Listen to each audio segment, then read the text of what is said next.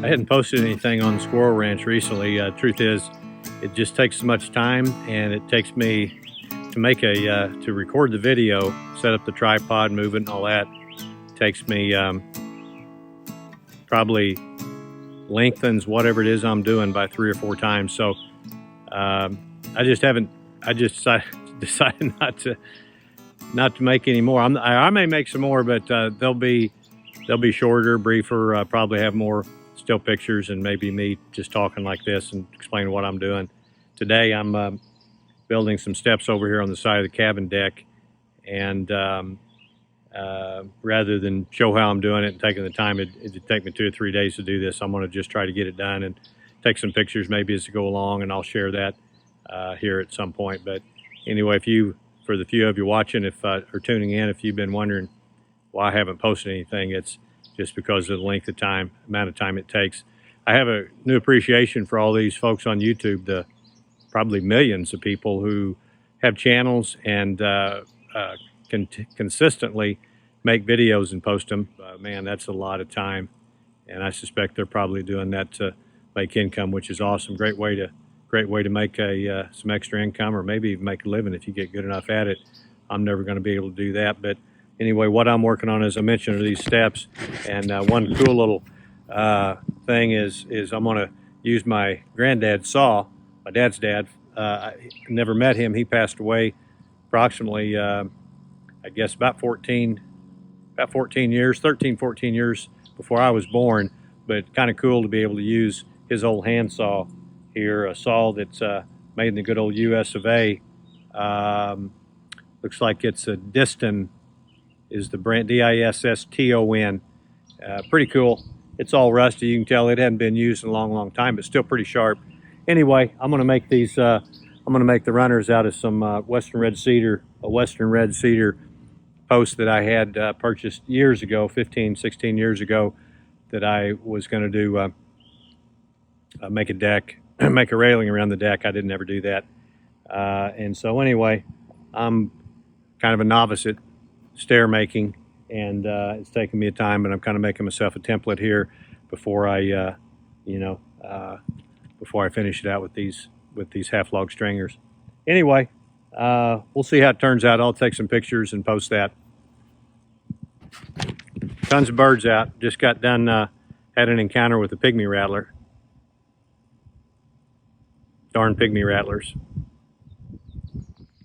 I walked out to the barn this particular morning and looked down just in time to see this doggone pygmy rattler hold up there beside the barn door, and I'm glad I saw him. Sure would have hated him to get inside, but anyway, I thought great opportunity just to check the behavior on these darn things. And I've had a number of them out here over the years, but so I put my chaps on and went out there just kind of see what he would do, and learned a lot just watching him. You know, number one, even though they're a little aggressive, he doesn't want anything to do with anybody, and he did his best to try to get away from me. But in any event, there's what a full-grown pygmy rattler looks like close up.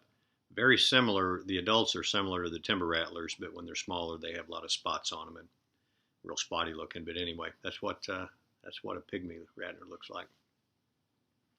So I started out on this stair project, and I really spent an inordinate amount of time measuring and remeasuring and so forth, because I just had these two half log stringers to use, and I wanted to make darn sure I didn't mess them up. So I did a cut, got them, that cut there to get that up, so I could attach it to the deck. I had to make that cut twice, and then I really measured, remeasured, and triple measured the risers and where the treads were going to go and so forth. Anyway, I got them anchored down real nice. Got them screwed into the side of the deck before I started putting the saw on it. But I made the initial cuts once I got it measured out right with a circular saw, but it would only cut through about a 2-inch, inch and a half, 2 inches or so, and then I finished it up with this Irwin rip saw.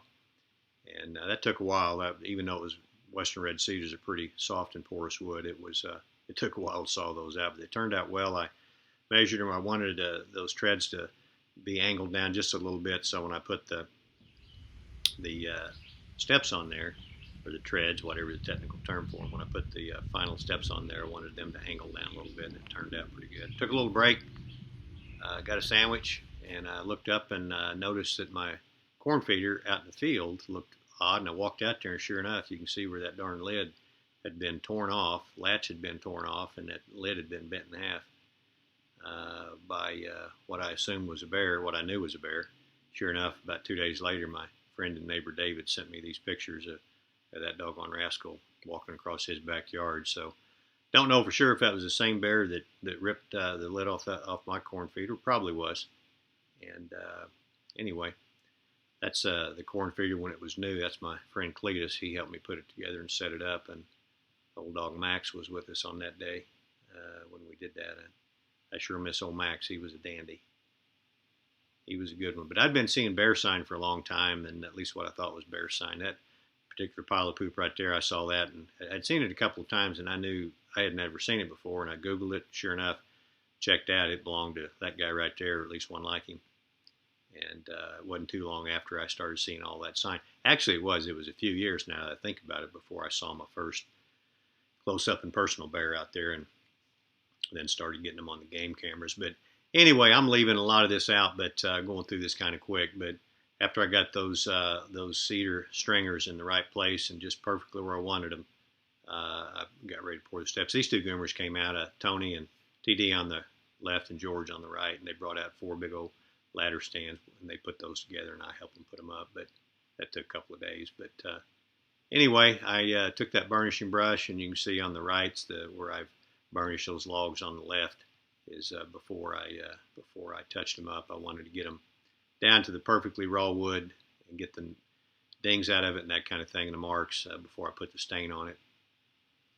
But I formed up, that first step there. Kind of did it backwards. If somebody's a step builder and they see how I did it, they'd say, man, he kind of started at the top and went down. Maybe should have done it the other way. But so I had these pieces of angle iron left over from whenever I put this railing around the deck, and I just used those to screw in as feet on these stringers. And my objective being, I'm going to try to keep the concrete just a little bit below the bottom of that cedar riser, because if it gets moisture under there over time, it's going to rot, and then I'm going to have to have an issue. So I'm going to try to keep the concrete off the bottom of that, so as it's going to get wet down there, but wind should dry it out, and these stringers should last a lot longer. That's the plan. We'll see how it works. I kind of over-explained that. Bottom line, I just wanted to make sure that the bottom of that stringer was up about a ½ inch or less above the concrete. I didn't want it touching the concrete. Also, I ran out of concrete the other day. I was about a bag and a half or so short. I'm using those 60-pound bags. As I get older, I like the 60-pound better than the 80. I always used to use the 80s, and when they came out with that 60, probably for older folks, or folks that just don't want to lift that much weight at one time, I started using the 60s. But anyway, I didn't have quite enough, so I left myself about 2 inches. I had a little bit more concrete the other day when I poured this, but I left myself a couple inches there, 2 to 3 inches, and I'll finish pouring that here today.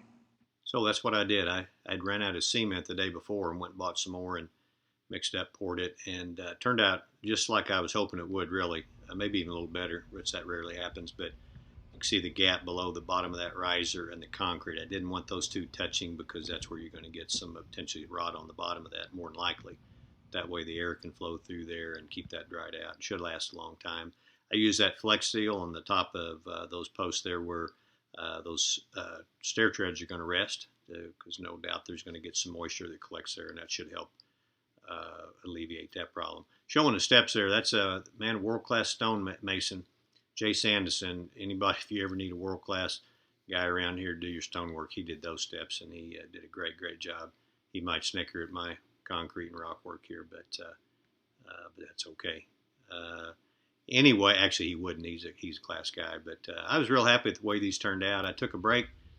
We had a drought. We went weeks out here without any rain, and our good friend Carrie Lynn's pumpkin patch here, I wanted to keep it going, so planted this last fall with some seeds left over from her annual pumpkin carving contest, and you can see just how quickly these came back to life after pouring a bunch of water on them.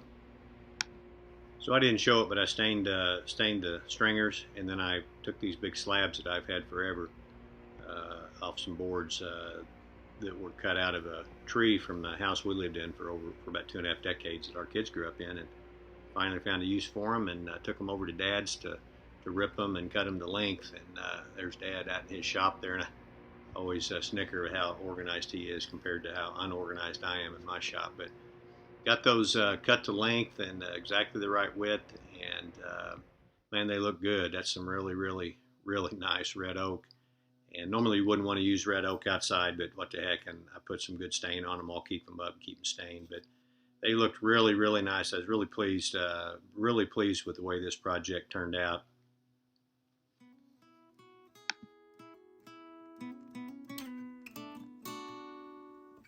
I still have to make the railings, but that's other than that, that's the finished project. And on to the next project. I put another one on the list. I think I'm up well in this over 700 now, outdoor pizza oven.